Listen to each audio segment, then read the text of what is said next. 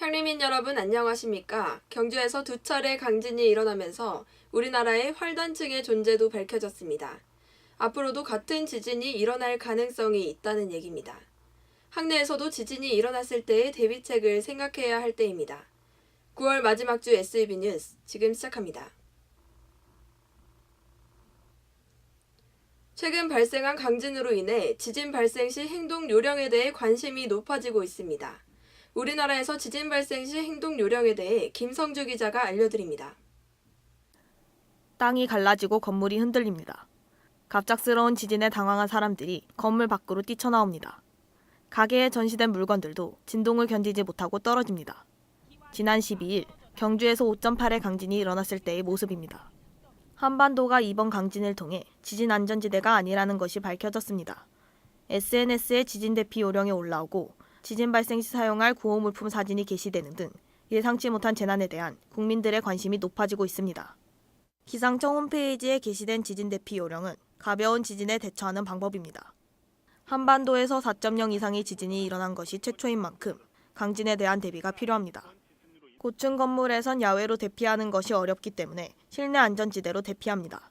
일반적으로 알고 있는 책상 밑으로 대피하는 방법은 책상이 무너질 위험이 있으므로 벽에 붙어 있는 것이 안전합니다. 2차 사고가 발생할 수 있는 승강기는 피하고 비상계단을 사용합니다. 가스와 전기 등을 차단해 2차 피해를 막고 밖으로 나갈 수 있는 탈출로를 확보해야 합니다. 유비무환, 미리 준비해두면 걱정이 없다는 말입니다.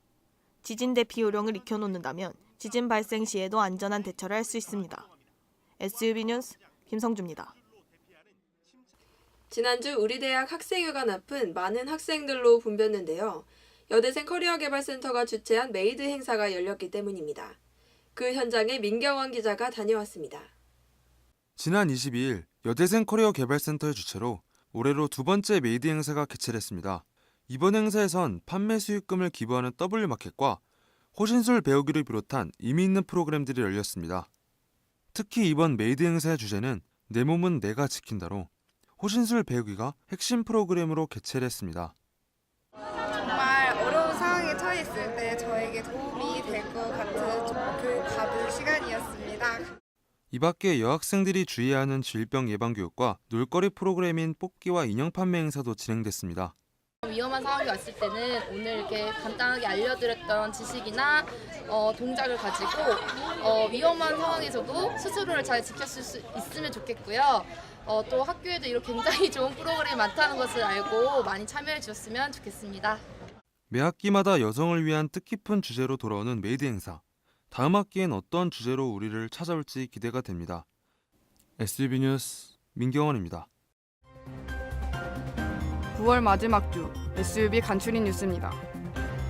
창업지원단에선 2016 화창 한마당 두드려라 창업 골든벨을 개최합니다.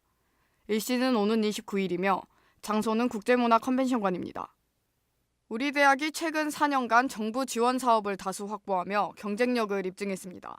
학부 교육 선도대학 육성 사업, 이하 에이스 사업에 선정됐으며 전국 4위에 해당하는 6개 분야의 특성화 사업에 두루 선정됐습니다.